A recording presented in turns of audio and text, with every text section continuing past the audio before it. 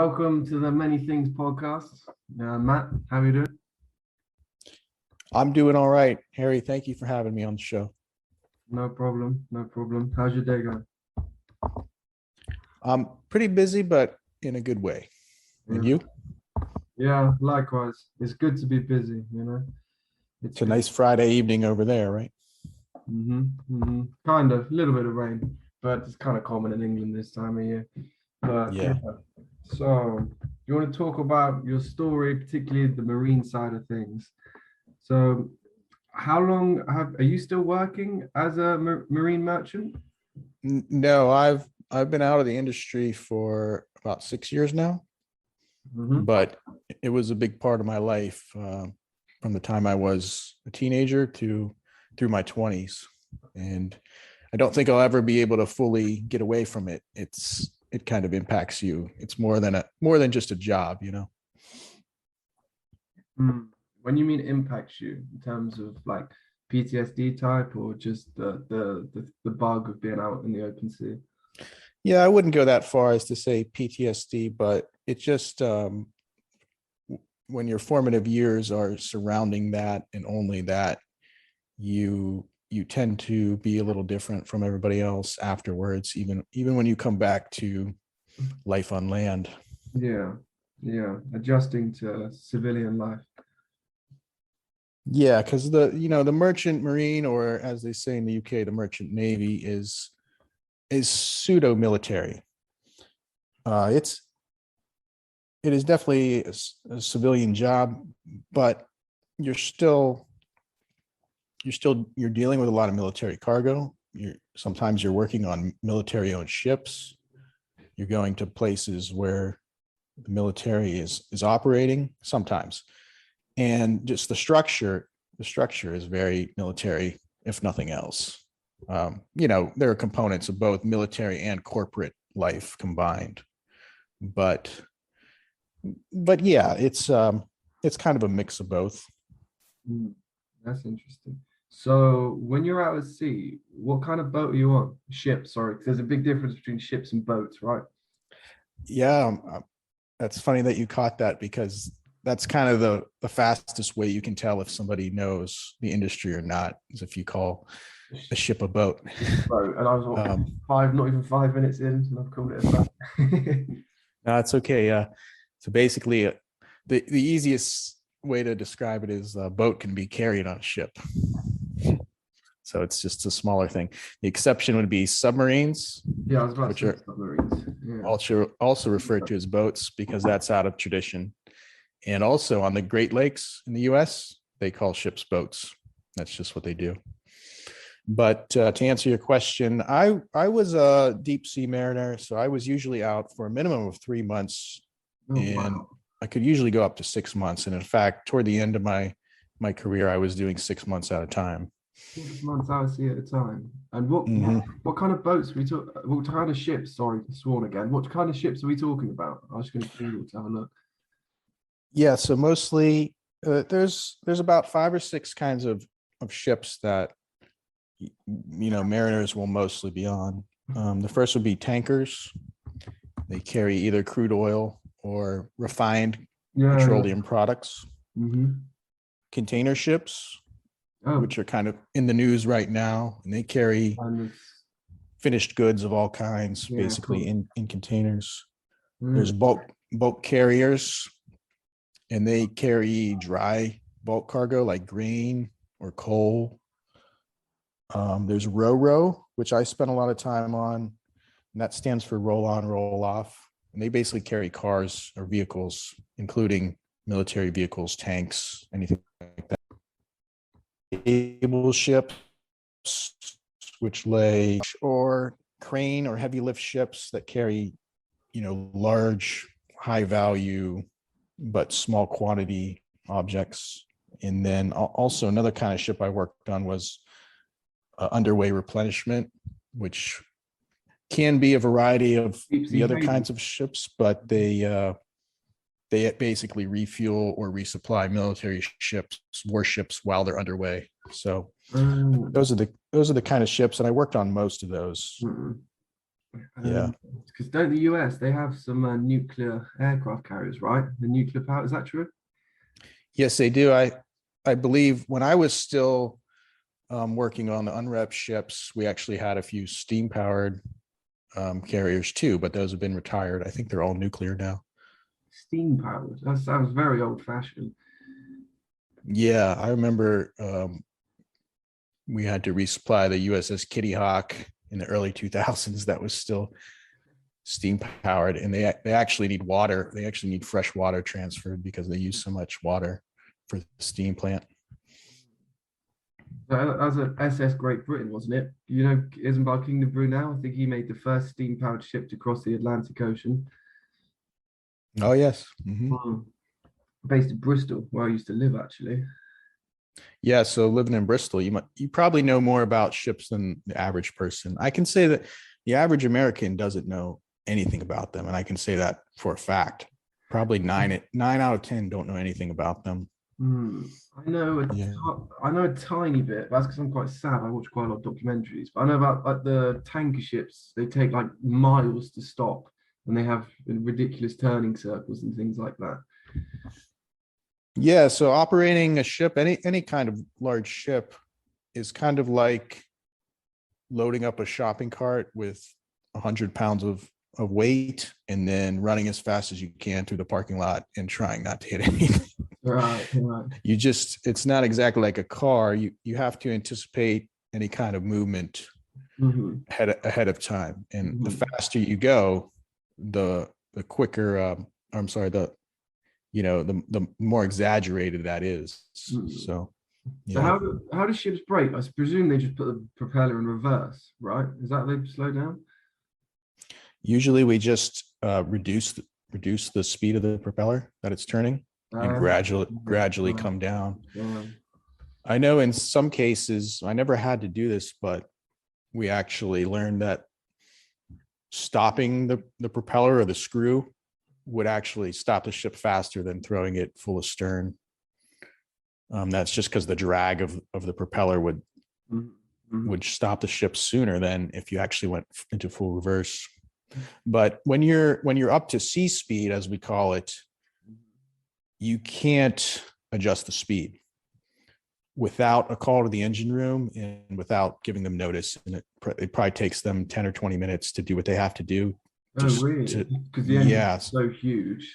It's So there's a little bit of truth in, if you've ever seen like Speed 2 Cruise Control, where they yeah, can't slow. yeah, yeah. It's A ridiculous. terrible movie, right? Yeah, it's funny But though. it's kind of true. When we're out on the open ocean and up to full sea speed, which is can vary between 18 and 24 knots usually, So, which is it, about 20 to 25 miles an hour. The only thing we can do to avoid collisions is to maneuver. We can't really slow down because that takes a lot of time. Now, in an emergency, you can, but it would pretty much wreck the engines, and about half of the ship's crew would be very angry. So, right. Yeah, I see. Yeah, it's funny you talk about putting the things on the ships. That's the thing a lot of people don't know. But like the vast majority of the world's trade is on the ships, isn't it? It's on the big container ships and things. yes, that's true. It's the most economical way to transport anything besides a pipeline is water transportation. And we saw that recently with Yes. the evacuation from Afghanistan, where you see how hard it is to airlift things. You can airlift things, but you can't airlift vast quantities of things. It has to be small quantities. So Right. yeah. Have 200 tons or something. An airplane, you're going to do a lot of trips, aren't you? Yeah, versus 30,000 tons on a ship. Well, like with the Suez Canal, when that blocked up, it was costing billions of dollars like a day, wasn't it? Yeah, it was. Mhm. Mm. And I've been through the Suez Canal probably about a dozen times. Oh, really? So yeah, I haven't been through there since they adjusted it or widened it, but Mhm. I actually saw a ship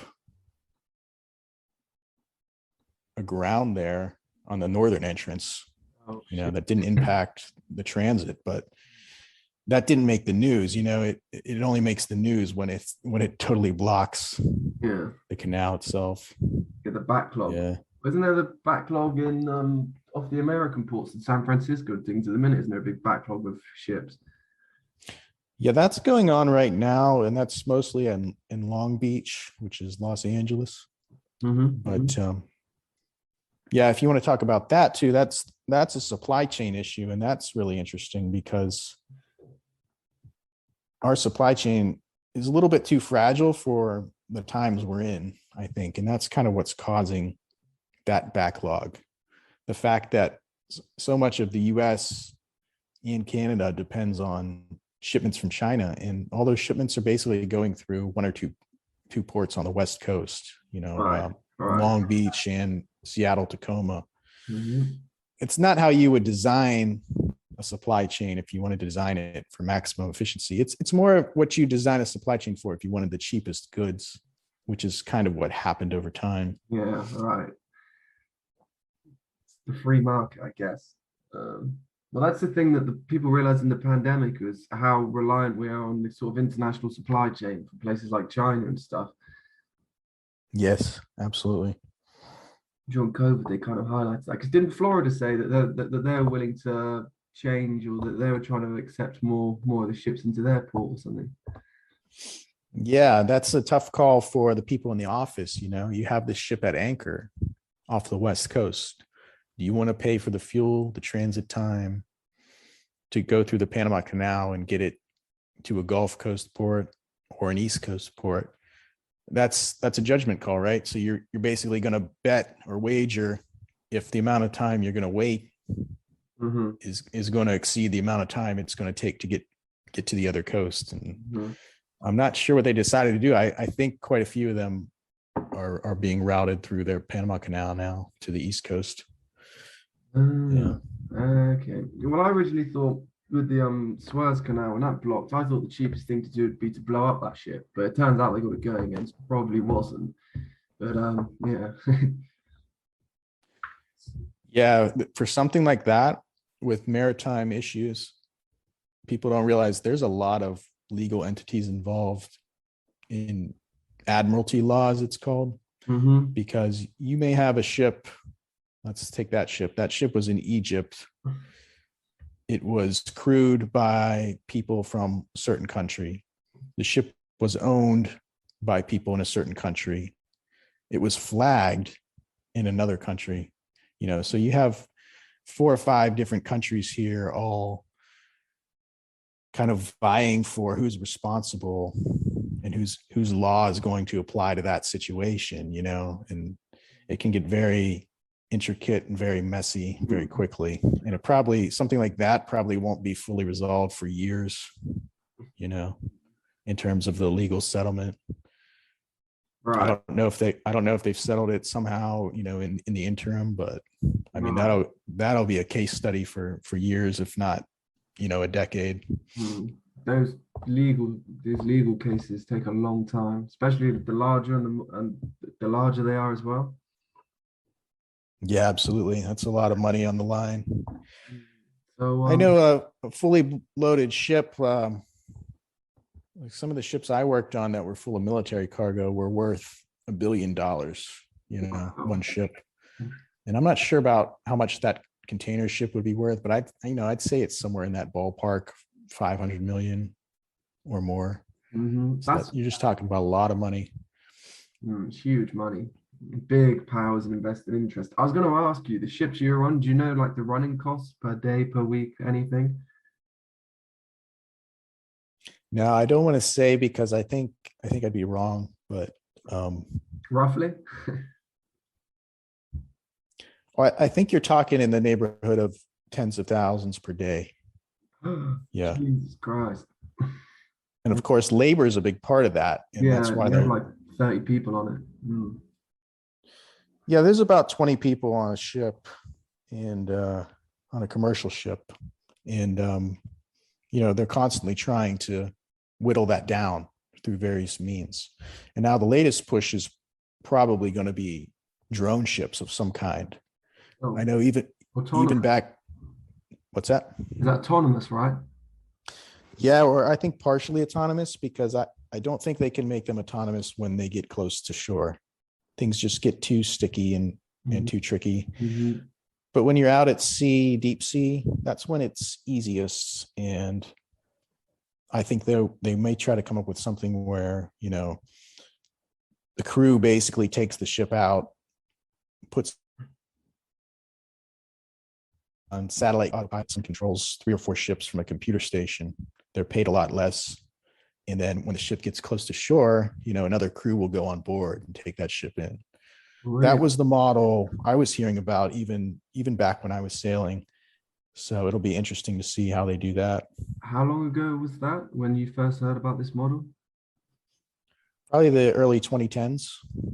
Oh, so it could, the rate of technology and everything. That's kind of scary. That's going to take so many jobs, though, right? That's what they say with all the AI and the automation coming. It's just going to be a job killer. It's going to take so many jobs. Whereas it's like the truck drivers or the ships. I never even thought about the ships.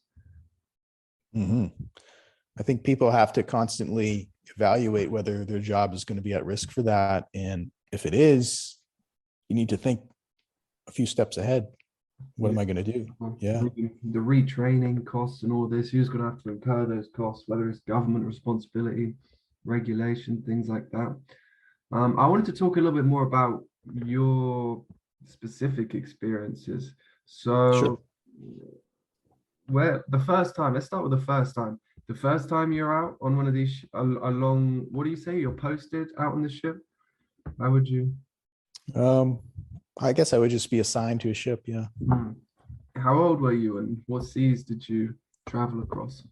I was 19 and I flew to Singapore to join the ship Mm-hmm. from the United States, which was about a 24-hour plane ride. And That's that particular ship was under military contract. It was a military vehicle carrier. And I think we went from Singapore to South Korea, picked up some cargo and brought it back to the US. And I can't remember exactly what we did after that, but that was kind of my first experience with the Merchant Marine. so. Yeah. Wait, was it Singapore or South Korea? We flew to Singapore and then we left Singapore and we went to South Korea and On the picked up a ship. load. Yes. Mhm. Mm-hmm. So is that the Philippine Sea? Is that right? You pass through there to get to Singapore. I think we're just north of that. Yeah. By the time we crossed the ocean, we went through the Japanese home islands. That's the quickest way to the US West Coast. Oh, and then because it's West Coast, you crossed the Pacific Ocean. Yes. Wow. I mean, I've been on a few ships, but only sort of like ferries down from Dover to like the south of France and things like that. But I've never done any large sort of ocean voyages. What were that your first trip? Were there any big swells or? Yeah, because there was a typhoon actually. Oh, Jesus Yeah. Christ. And we managed to avoid the typhoon because we have pretty good weather guidance. But we did run into, the edge of it and had to slow down basically to let it pass. Oh, yeah. Like I surf, surfing. Yeah. I surf quite a lot, but even though I'm quite sort of capable in the water, I think I'm almost more scared of the ocean than the average person because it's just this vast thing, this vast desert that it's the only area in the world apart from the poles that we really, I mean, as humans, if you're in the ocean, without a boat or a life jacket or something, we're pretty useless. Like we'll be dead within 24 hours. It is quite humbling, I think. Right. Yeah. You realize how big it is out there. And, if you were to go over the side somehow, your chances of recovery are really slim, even with, survival equipment, because it's just so vast and it's mostly deserted. There are ships out there, but they're mostly concentrated in shipping lanes. Right, right. Yeah. Right, like the English channels are popular. It's one of the busiest shipping lanes in the world. It's shipping lanes. So yeah, that's what I was going to ask. How long does it take you to cross the Pacific? Pacific takes about 2 weeks, give or take, depending on how fast your ship is. And the Atlantic takes about a week or maybe a little more, 7, 8, 9 days. Yeah. All right, seven. So that's pretty quick. 7, 8, 9 days. Have you seen? I presume you've seen these people, these crazy guys that try like row across the Atlantic and stuff. I remember seeing a sailboat out there, and he actually radioed me, and I think he was just lonely because, you know, a 1 week trip for us was probably a lot longer for him. And he radioed me and wanted to know the weather, I think, the wind speed. He knows a big, Yes. gonna have all the kind of equipment and the resources to find that out. How does he contact you over the radio? How does he find the right channel, etc.? He basically uses VHF channel 16. That's kind of the emergency hailing channel. So just VHF radio. And then we would switch to a lesser used frequency. Oh, right. But so like when you see another ship like that, do you check the channels or does it come through to you that someone, you know what I mean? Yeah, I kept one radio tuned all the time to VHF 16, and then we had two radios, and the other one would be tuned to a local frequency. In the US, that would be VHF 13. But yeah, the radios had to be up all the time. Even when you get to the Middle East, the mariners there are unprofessional, to say the least. A lot of it might just be more, fishing boat traffic, but they like to basically make constant noises and childish noises and jokes on the radio, and you have to keep it turned up all the time because if a legitimate you turn your video off just because my internet connection is a bit dodgy tonight. It's playing up. It'll just be a stronger connection, so I'll edit that out anyway. But okay. Yeah, so the Middle East. So have you done the Arabian Sea, places like that a lot? Yes, quite a bit. Where's the busy shipping lane near there? Because there's a big busy bit, isn't there, somewhere around there? It gets targeted by pirates. Right. Yeah, I know what you're thinking of. So basically, when I was on the car trade, the Middle Eastern car trade, we would pick up cargo in the US, either the Gulf Coast or the East Coast, head over to the Mediterranean. And from the time you left the US to the Mediterranean would be not busy at all. As soon as you got to the Mediterranean, you start to see traffic, but it's very organized throughout the Mediterranean. Everybody's pretty much going the same way, east or west. A few ferry crossings around Italy and Malta. And then it gets really busy once you start getting close to Egypt because everybody has to go through that canal. So the canal is about a 24-hour long affair. From the time you anchor north of the canal, you start bringing on all kinds of Egyptian officials, inspectors, pilots, all that stuff. And you start the convoy south. The convoy south has to anchor halfway through. At least it did. I think they changed that procedure when they widened the canal. But the convoy south used to have to anchor halfway through and let the northbound convoy pass. And then in the Red Sea or in the canal still? In the canal, in the lake there. And basically about 24 hours later, you would finally exit the canal southbound. And then you're into the Red Sea. The Red Sea is pretty busy, but once again, everybody's either going north or south. Then you enter the pirate area, which is called the Bab el-Mandeb, which is right between the Somalia area and Yemen. Right. There are a couple very small islands where the pirates used to use as their base, and that is, the danger area. Is that Socotra? Is that the island or smaller? Yeah, that sounds right to me.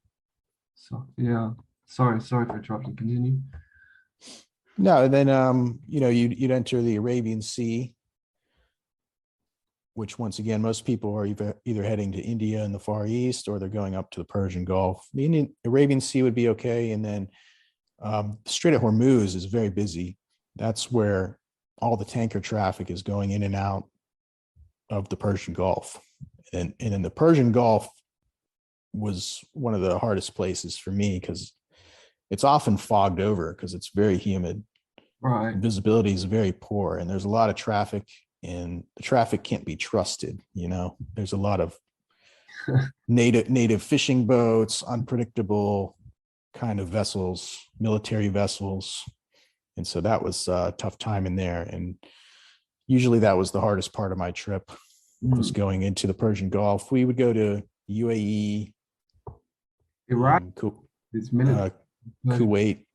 Most of the Iraq cargo went through Kuwait. Yeah. Oh, I see. No, that's fascinating. So the whole trip, if you're out for like 3 or 6 months, is the whole trip just the whole journey, or because the journey, how long does that whole journey take from the US to the Persian Gulf, for example? From there and back, including all the port stops, would be about 3 months. Oh, right. So how come when you're out for 6 months, what are you just doing 2 trips? Yeah, basically, there was kind of a lack of qualified mariners that were doing deep sea at the time. Mm-hmm. A lot of the people who were qualified had gone to the offshore oil industry, which was paying better. Yeah, where the money's at, I was gonna say. Yeah, or to tugboats. There was a little bit of a push for what they call the brown water fleet. So, there were various reasons for me staying out there for 2 tours, but it basically came down to I didn't have anything better to do. Right. That's crazy. You were 19 when you did your first, like you crossed the Atlantic when you were 19. That's the Pacific, yeah. Pacific, close. That's crazy. As a 19, what made you want to go into that line of work? Well, I think I was interested in the military when I was a teenager. Right. This was, after 9/11. A lot of people were, and I think there were a lot of war movies that influenced me, like Band of Brothers. It came out in 2001. So, when it came, the miniseries. I thought Band of Brothers was a series, there was like 6. No? Yeah, it's a 10-part miniseries about the Army. But I think just when it came time for me to, when I was 15 or 16, when it came time for me to decide what I wanted to do, I was clearly headed in that direction. And that's when I heard about like this other thing that was basically marketed toward teenagers as it's like the military, but pays a lot better. And I thought that sounded pretty good. So right. That's kind of how I got involved with it. Yeah, it's kind of strange, isn't it? It gets marketed, they sell it to you. Yeah, they have recruiters just like, the Army and the Marine Corps have their recruiters that will come to your high school. Yep. Wow. So you never, when you're on like the Red Sea and when you're going between Yemen and Somalia, you never experienced any piracy problems with your own ships? No, not personally. And after 2009, I believe, we started to get armed guards, because in 2009 was the Maersk, Alabama incident. If you've seen the Tom Hanks movie, Phillips. Captain Phillips, yeah, that happened in 2009. Yep, and so before that, our basic armament were the fire hoses.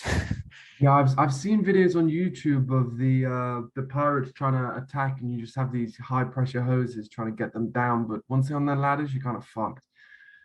Yeah, and I think that was a little bit ridiculous that was our main defense. So they started to pay for armed guards, which were usually retired SEALs, Navy SEAls. Yeah, ex-military.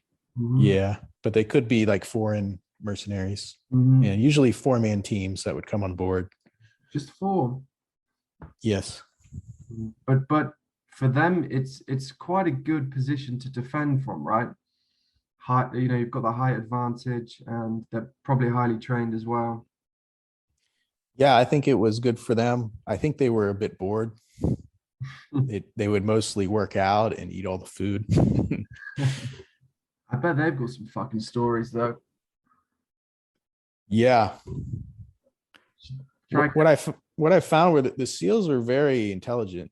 The ex SEALs, they were very smart. They were very up on worldly affairs and politics. They weren't your typical gung ho kind of guys that just blindly followed everything they were told.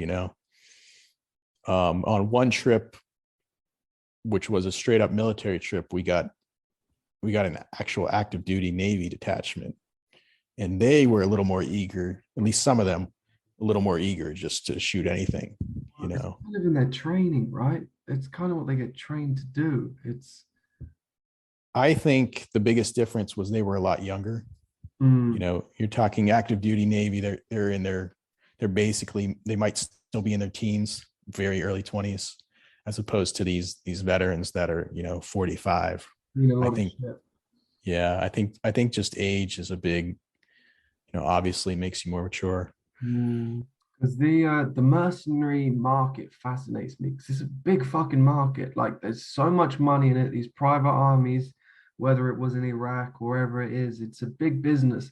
I watched this Vice documentary. I'm not sure how legit it was, but they were talking about how these ex special forces, Marines and whatnot, they said they could make like 5 times their salary for these private armies. Oh, wow. Yeah. I was like, well, this is a different world that most people really aren't that aware of. But I know for those particular guys, it was a very good job for them, except for the fact they were kind of bored, yeah, yeah, which I guess once you get out of that kind of lifestyle, everything. you're an adrenaline junkie and Yeah, you'll never, everything. yeah. When you used to get bullets flying over your head, everything must seem boring. That's what I was going to ask you. How do you sort of, how do you spend the time when you're off shift and whatnot on the ships? So the basic, I was a deck officer. There's basically three departments on a ship. The deck, who handle the actual driving of the ship, for lack of a better word. They Mhm, also handle the cargo and mhm. the maintenance. Then you have the engine department, who handle all the engines, all the machinery, and the maintenance on that. And then you have the steward department, usually one or two, maybe three people. They handle the food and the cleaning. So as a deck officer, I would stand 8 hours of watch per day, Mhm. which that part of the job is kind of like being an airline pilot, where you head up to the bridge and you take temporary command of the vessel. Oh shit, you were steering the ship. Well, I was like the watch officer, and I usually had one, maybe two people with me as lookouts and helmsmen. Mhm. So like my primary job during watch was the safe navigation of the vessel, which included collision avoidance, navigation, communications, celestial observation, record keeping, that kind of thing. Then we also basically do 4 hours of overtime per day, which brings our total up to 12 hours. Long days. Yeah, and overtime would be, for a third mate would be maintenance of the safety equipment and inspection. For a second mate, it would be basically glorified IT guy, all the electronic equipment on the bridge. And so, yeah, that a normal day would be 12 hours of work, 8 hours of which would be watch standing. You'd have a 4-hour watch in the morning, 4-hour watch at night, and 4 additional hours somewhere else. And then in port or any other time that it's needed, all that goes out the window because you basically work whatever you're needed. Mhm. We, there were days I would stand my watch. As soon as my watch was over or almost over, I would run down to the stern or the bow, physically tie up the ship, then start cargo operations. How'd you tie it up? Aren't the ropes just like thick as a person? They're not that thick. They're about 3-4 inches Huh? diameter. And how much does this ship weigh? Well, they they can weigh a lot. Mooring is is kind of one of the more difficult things about that job, because the slightest thing can go wrong, and it's a lot of weight, a lot of pressure on those lines. So they can snap, they can crush bone. And once again, you only have 2 or 3, maybe 4 people on either side of the ship doing this, as opposed to like the military ships where they have 20 guys. It's just it's the corporate side of the job. So you really have to anticipate things and be on your A game when you're doing those kind of operations. You ever have any crashes, like when you're mooring? Any fuck ups? No, there's always close calls. And part of that comes from the fact that the ships are so big, one side can't see the other side, and even the people on the bridge can't see what's going on. Right. So you're relying on radio contact, and of course, you have like basic UHF radios that can fail due to static or anything like that. You're trying to hear them like, shh. What? Yeah. But no speed movements anyway. Yeah, so it can be pretty harrowing sometimes. There's definitely close calls every day in that industry. But when you're on the bridge, when you're on watch, how is it? Do you have an LCD display that shows other ships within your vicinity? How do you avoid these other ships? I'm very naive on it. What's the kind of process and how you? Yeah, we basically use radar for a large part of that. Learning how to read radar. Every ship has 2 different bands of radar. And then in more recent times, we use what's called the AIS, or automatic identification system, which is basically a transponder that sends a GPS location to other ships in the area. All ships have those? All large ships do. So large ships weren't really the issue. It was mostly fishing boats and that kind of thing, and pleasure boats that would really get in your way. And those don't have AIS, and they also, a lot of them, if they're wooden fishing boats and at night, they don't show up at radar. They don't show up on radar very well. So you can never assume that you can just look at the screen and see everything that's out there. You have to physically keep an eye out the window at all times. Oh, so it's still kind of old-fashioned. The old-fashioned way works best in some situations. I was going to ask you about the radar, because I know some fishing vessels, they use the radar to detect shoals of fish. Could yours pick up shoals of fish? No. I think you're talking about a fathometer. It's not radar. Yeah, probably. Yeah. It's the same principle, but yeah, it's a depth sounder or fathometer. Okay. Yeah. Did you ever see when you're out? How many years were you doing this job for? About 10. So how of your total life, you've probably spent what, 3-4 years, actual years being out on a ship on the open? Yeah, that's about right. That's an awful lot of time. Did you ever see, in terms of like nature, marine life, did you ever have any experiences? Yeah, quite a bit. I saw a whale jump up and surface when I was just sitting on the stern one time. Nobody else saw it, It's like, okay, that was cool. Is it a blue whale, or do you not know? I'm not sure what type. I think it was off the Pacific Northwest. And then plenty of dolphins, flying fish, porpoises, things like that. It's incredible, isn't it, to think some animals, that is their home. I was reading this nature book recently about leatherback turtles, and they're the largest type of turtles on Earth. Some of them can grow up to like 3.5-4 meters and weigh like a couple hundred kilos or like 500 pounds. And they fitted a tracker on one of them, and in a year it did like 9,000 miles, and it crossed virtually every major ocean. And I just think, wow.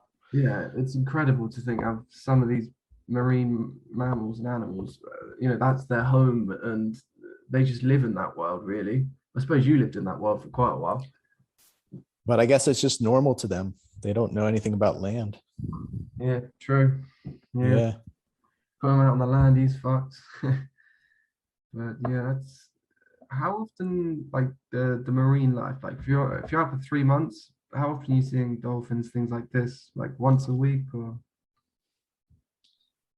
If you're out for 3 months, I'd say maybe 5 days out of the 3 months, something like that. It's not every day, definitely. oh, okay. What would you say is the craziest sort of marine encounter you had when you're out on the ships? Well, I don't know if it's a marine encounter, but I know one time we left the East Coast and we had hundreds of sparrows just nested on the ship. And they sailed all the way to Egypt with us. Most of them died along the way, but I think a few did make it all the way to Egypt. Well, how did they die?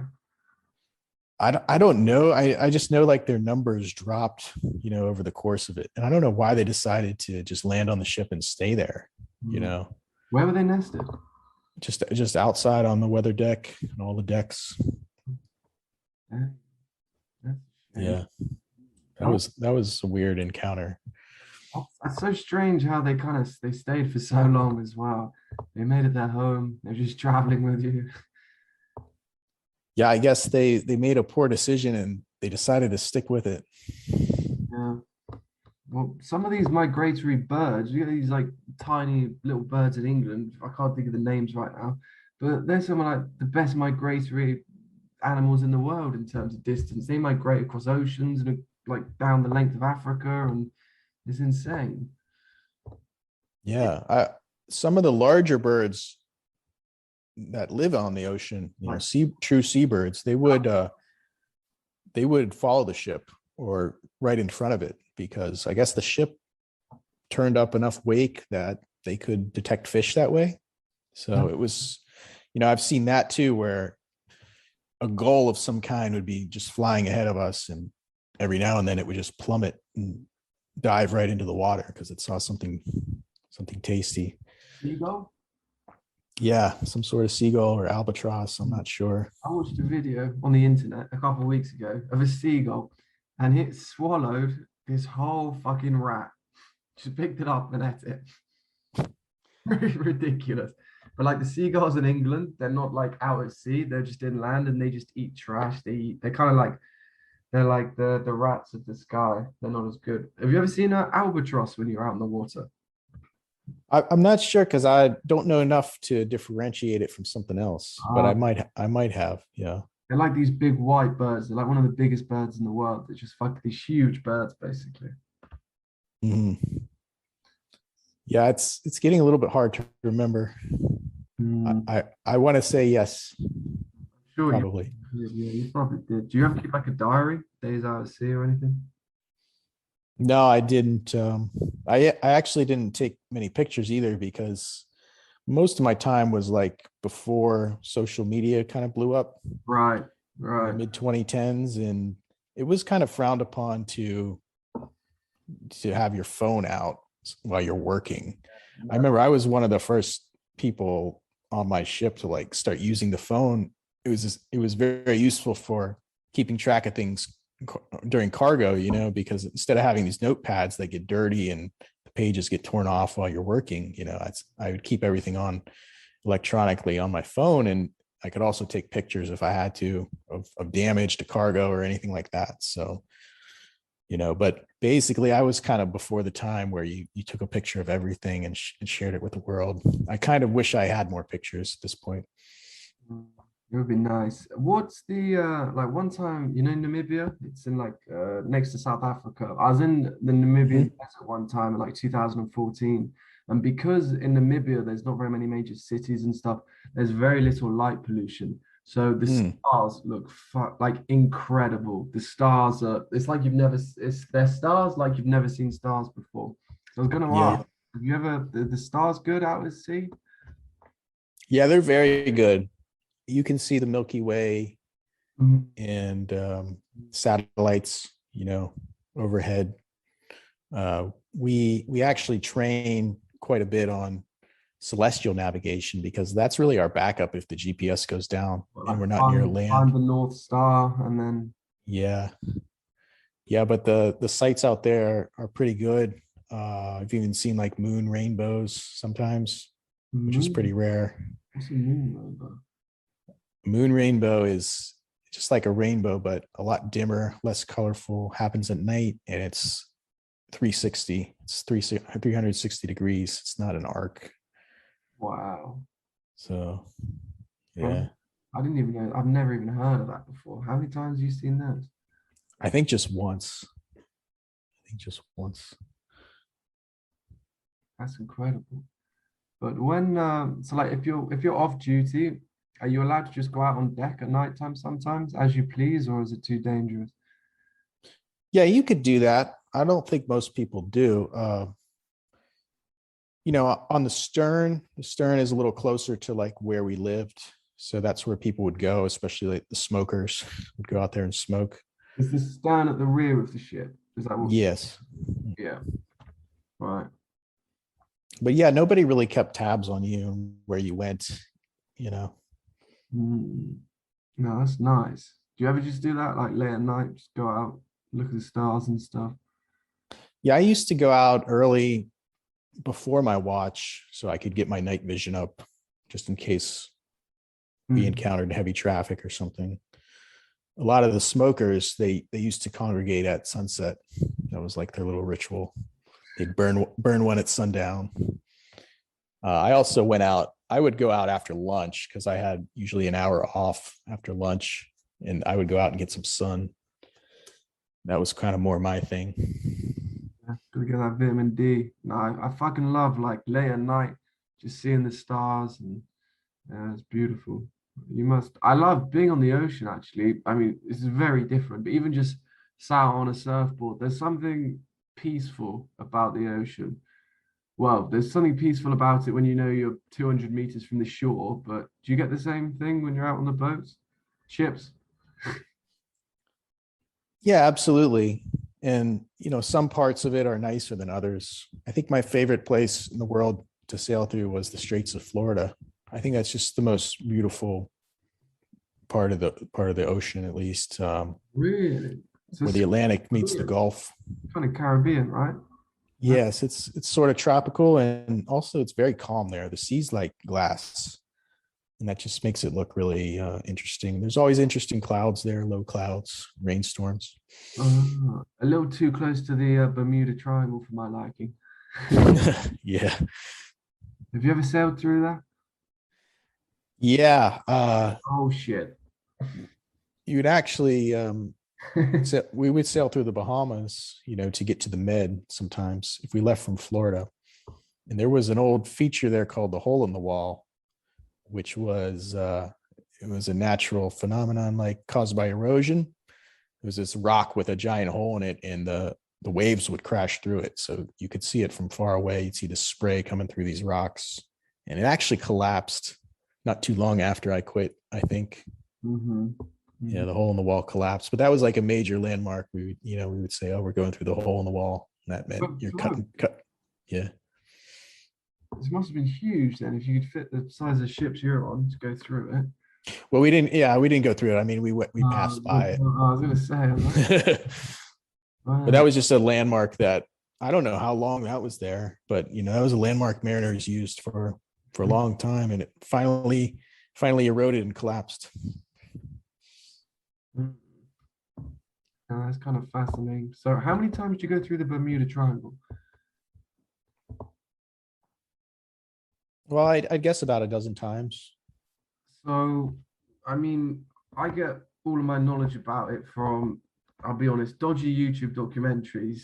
So, how is it? Is it just a myth? Is it a load of rubbish, or is it a genuinely dangerous place to travel through? I tend to think it nowadays it's more of a myth. I think back when you're talking about Spanish galleons and treasure ships and just Right.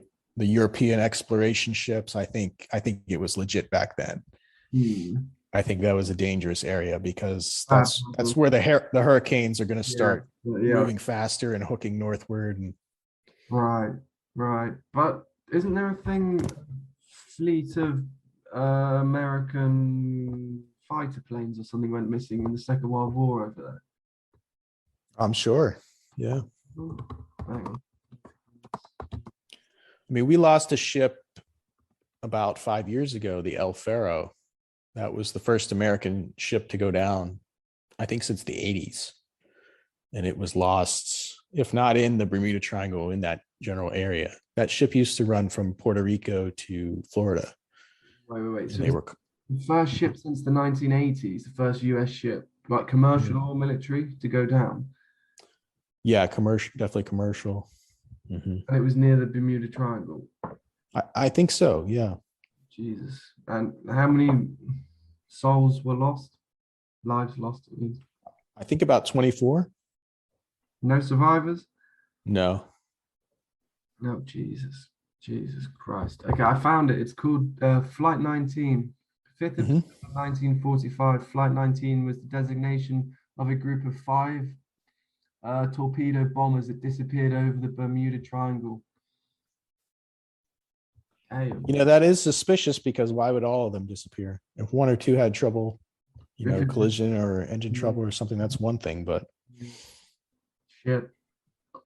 I think most of the disappearances there are probably just due to weather. Weather that can change on a dime Yeah, in the tropics, that's the problem with the poor West Indies. Every year they get hammered by the hurricane or cyclone winds, right? Yes, every year. Nasty. It is nasty. Did you ever have any big troubles on your ships? Like, I've been through, I think, about three different storms. The first one we already talked about, which wasn't a big deal. The second one was actually the worst rolling I've ever had, even though it's kind of weird because we weren't in danger. mhm. Basically, that was 2010 off the coast of Texas. We knew the storm was coming. I think the captain wanted to sail out of the way, So is but the it company, Gulf of Mhm. Mexico? Gulf of Mexico, yes. Right. Sorry for interrupting. Continue. No, that's cool. The company kind of vetoed that plan because the fuel costs would be too much. They directed us to go to anchor, and we were anchored outside of, I believe it was Corpus Christi, and just riding out this storm. And that particular ship just took such heavy rolls. Pretty much for 2 days, it was impossible to sleep. Just everything that wasn't bolted down, just flying back and forth for 2 days. Jesus.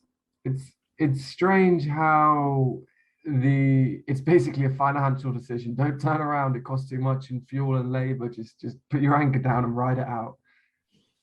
Yeah, I think they could have made an exception in that case, because you're always taking a risk, right? You're always gambling.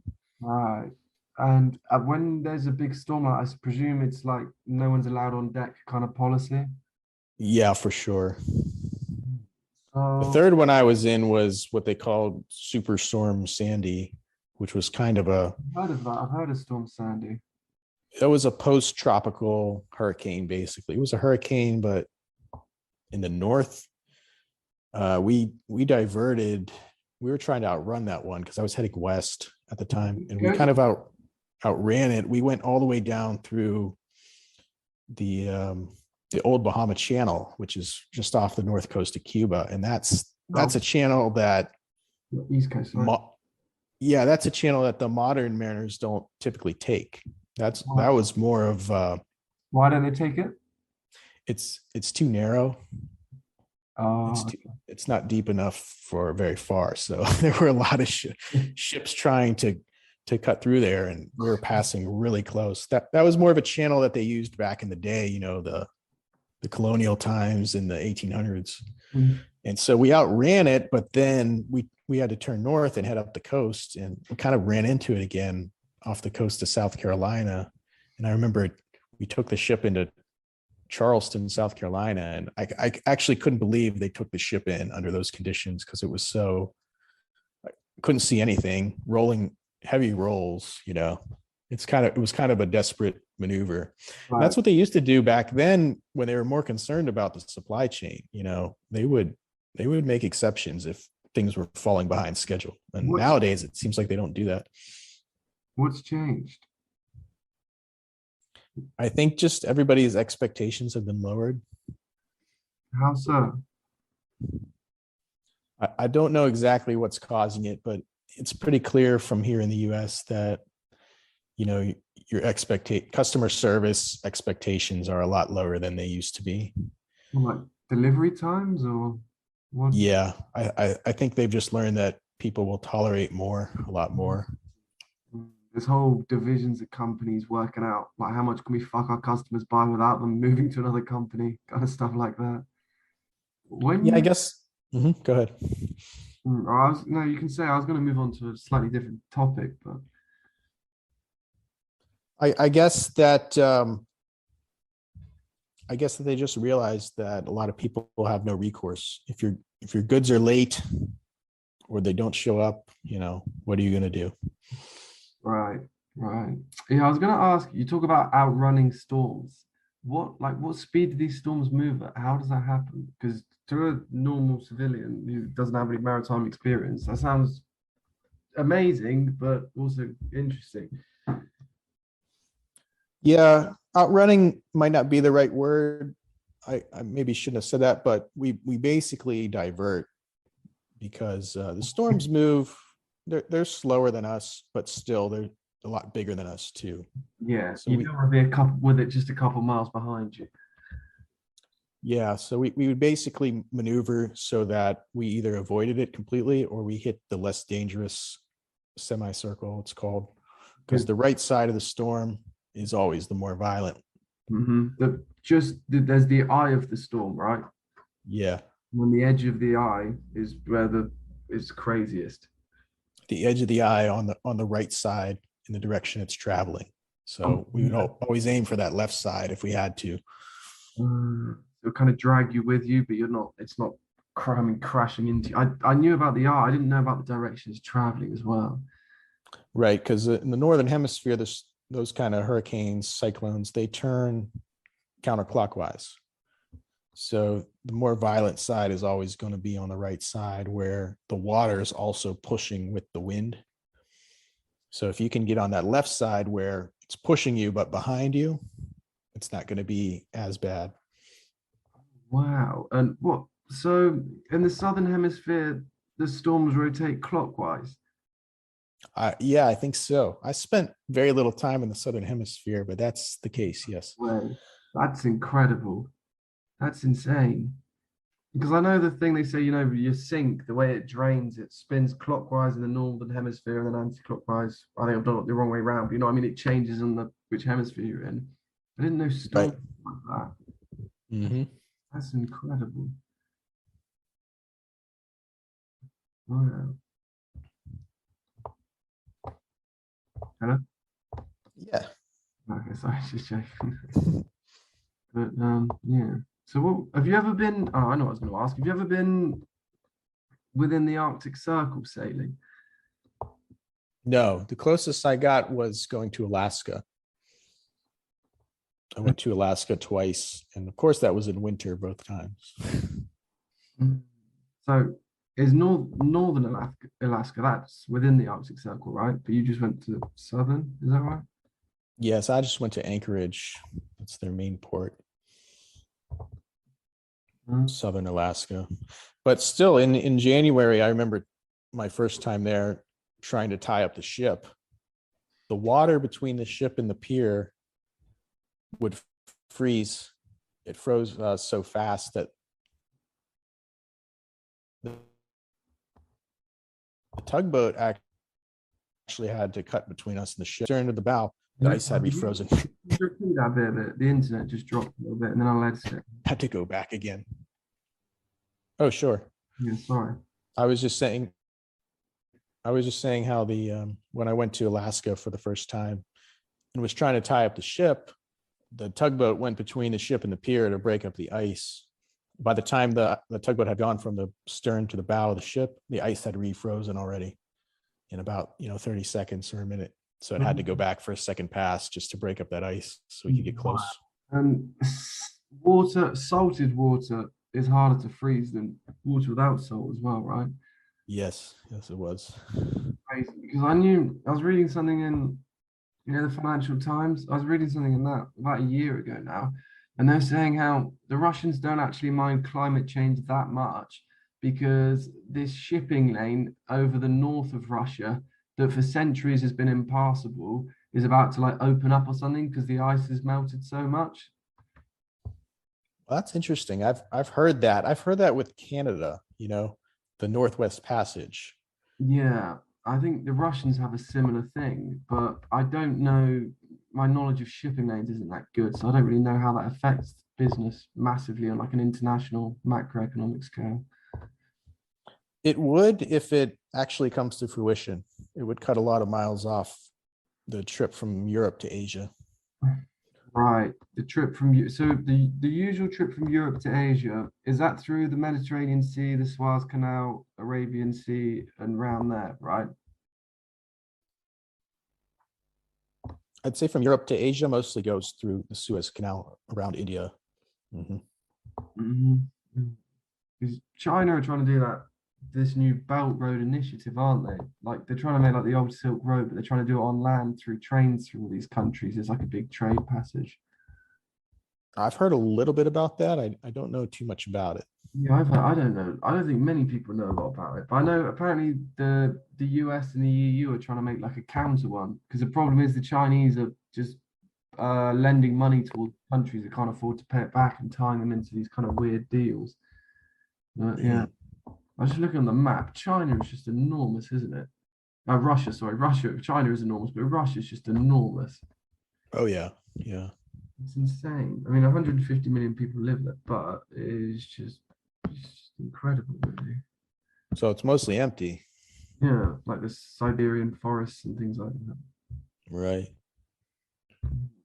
Well, Napoleon said that amateurs talk strategy while professionals talk logistics. So any country that can get it a handle on these global supply routes, it's way more important than it sounds. It's a little bit on the boring side, but it's actually very important. Oh, for sure, for sure. Yeah. Well, that's the thing with like you can't really ignore China. Like the Europeans in the UK, we all well, I didn't like Brexit, so I do class myself as European still. But Hmm. we think that well, on the political people that read the press and stuff and politics, oh, it's Europe and the UK with the US, and that's the partnership. Yeah, the two biggest economies in Europe, the UK and Germany, Germany, yeah. both trade more with China than they do with the US. Oh, really? Yeah, I've read on the Financial Times a couple of weeks back. It's like, how is this going to work? You know what I mean? It's a problem, really, isn't it? It's tricky. So how and like, do you know a lot about the kind of supply chain routes and trade routes and things? Well, that was my major in college. Yeah, when I went to maritime college, that's actually what my degree is in. I've never worked professionally as like a supply chain analyst, but I guess I worked on the practical side of it. Mm, So you studied it. the- Do I you want think one of the problems is that the U.S. doesn't really make anything. yeah. We export food, commodities. We export cars to some extent. Services? Yeah, but in terms of exporting, I mean, there's just not that much that's going on. I know our number one export at the time I was sailing was called waste paper, which is basically garbage, you Wow. know, card used cardboard and stuff. And that's definitely a long-term problem. So, I guess it doesn't surprise me that Europe is trading with China because who else are they going to trade with? It's not the US. They really are. Well, they're the factory of the world, China, aren't they? It For sure. must make your company a bit your country a bit vulnerable as well, though, right? I Because you're think it, dependent on all yeah. these supply chains. Yeah, we're definitely seeing that right now where, I don't know what's exactly causing that holdup on the West Coast of the US. I think it's not really one factor, it's a number of factors. And I think it has a lot more to do with trucking than ocean going shipping. The Right. truck, there's a lack of trucking and the containers are piling up at that port. Yeah, blame the truckers. Right. Well, It's not really the truckers either. It's kind of the regulators in the companies. Yeah. hmm. Well, here's the thing, all of these problems, it's real world problems on such a large scale and internationally at least. There's so many different factors. To try and identify the root causes can be very tricky sometimes, you know? I think so. And everyone can just blame someone else. That's the problem too. At the end of the day, somebody has to take responsibility. When you did in your major, so where are like the main supply chain routes and stuff in the world? It's all ships, right? But like where are they and stuff? So you basically have like the US land bridge, they call it, from the Far East to the West Coast. It's usually put on rail Mhm. and taken across the US. The US also exports commodities like grain, corn, that kind of thing, wheat, some oil. That's mostly out of the Gulf Coast.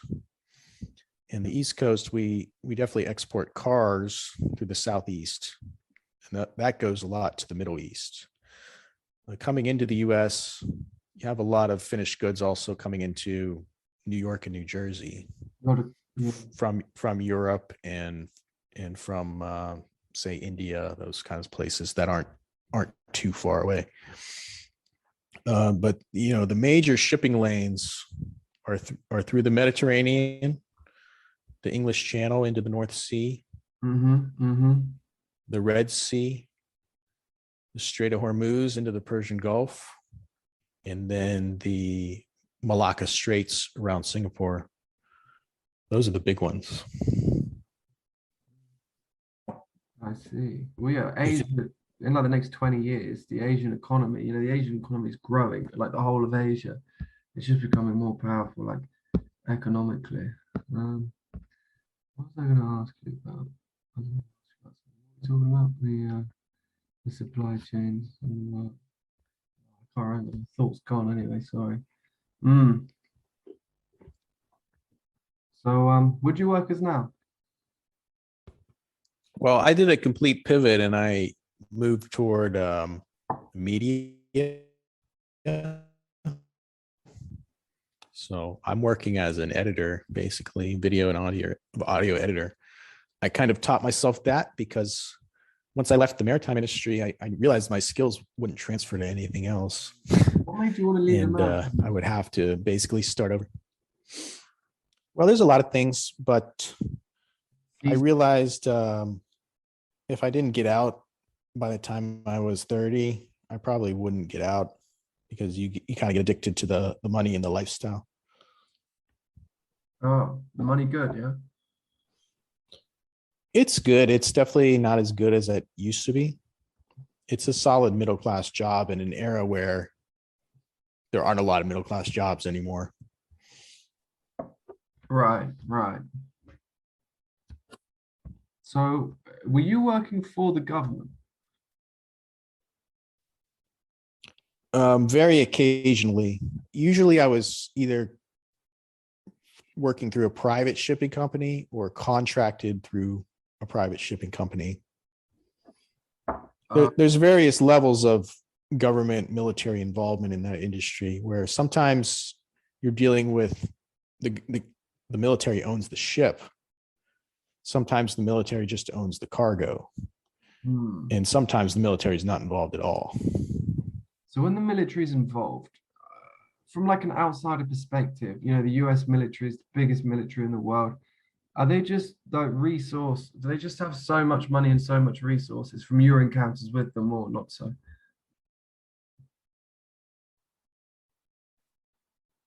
Yeah, that's pretty much the case. I Hmm. mean, only the US could could sustain that's through shipping basically. There are not many other countries that have that shipping capacity. It consists of Even what, sorry? I think the connection. even the other countries like I was just saying there aren't many other countries that have the global shipping capacity to sustain an army overseas for decades. Right. Even if other countries like the UK, China,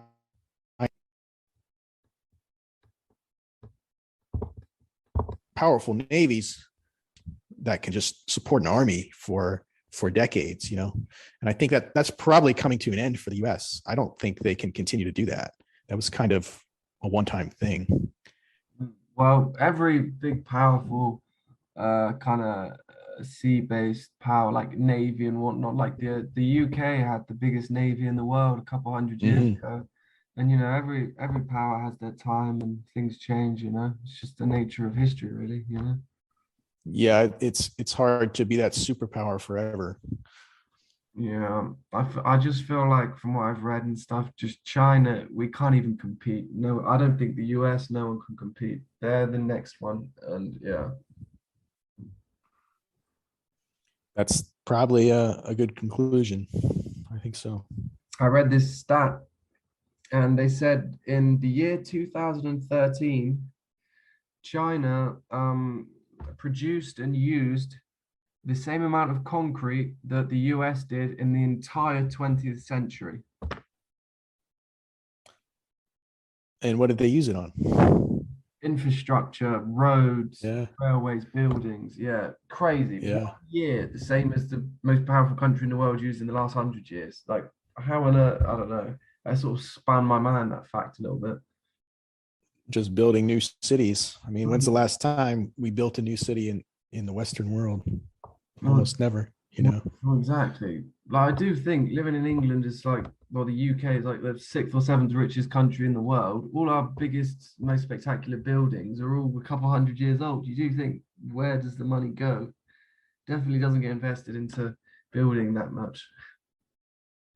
That's true. You know, your historical draws are from the medieval period, right? No, absolutely. No. Oh, you've got a new investment, your infrastructure thing, right? Biden announces it $1 trillion, your infrastructure in the US. I don't think that'll amount to much here. Oh, Even here, if you look at if you go to say the national parks and you look at when things were built, like there, Yellowstone. yeah, any of those, all the infrastructure there is from the 1930s when they had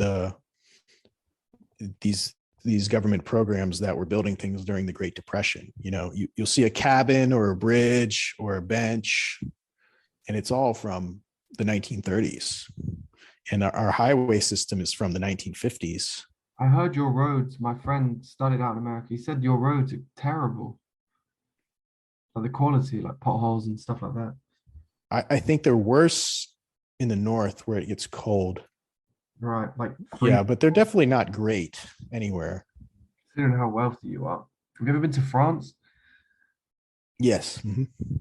The French roads are incredible. They're so well made. They're, you know, perfect asphalt, yet there's barely anyone on them. It's very strange. Hmm. Hmm. I've only been to Paris for a day or two. Okay, you gotta I'm telling you, like Paris is good. South of France is the shit. It's where it's at. Like it's much cheaper than the north. It's very cheap. You get beautiful mountains, you know, the scenery, but the community is everything. It's one of my favorite places in the world, actually. Oh yes. Well, you know, most of the places I've been are on along the coast. So Yeah, funny that. I'd like to be able to travel someday and go places inland for once. For sure. So when you're like, we'll wrap this up soon. I just have one last question. So when Sure. you're dropping off your cargo and whatnot on your ships, what's the turnover time? Do you get a bit of time to spend on land during the turnover time? The shipping companies and the push for port security have basically eliminated a lot of shore time. I did have some, it was usually from outstanding circumstances of some kind, like repairs or, you know, waiting on administrative stuff. Depending on the type of ship, container ships will turn around in about 18 hours. The car carriers, vehicle carriers, a little bit longer. Tankers, a little bit longer than that. But also on tankers, the crew are the ones doing the cargo. You're basically a glorified plumber, and so you can't really leave the ship because handling all the load or the discharge of the liquid cargo. No time off. Shit. So the short answer is very little, and it's getting worse. I assume it's worse than even when I was doing it. But yeah, I mean, I've spent time in various places. Yeah, and I think I went to about 30 countries before I stopped Shit. doing it. Impressive still. But yeah, what would you say the best thing about the job was? I think the best thing about the job was just not being subject to kind of an office structure or Yeah. a 9 to 5. You know, it's definitely not a 9 to 5. The sense of adventure. That's what I was thinking. It must be the adventure, kind of. It's one of the perks. When you're in these storms and you say like, Yeah, I'm the kind of person I don't uh, one sec. Hello? think I could ever just do a traditional job. Yeah, I'm heading well, I am in that, and I do that myself sometimes. When you're in these storms, what was the biggest swells you saw? I think about 30 feet.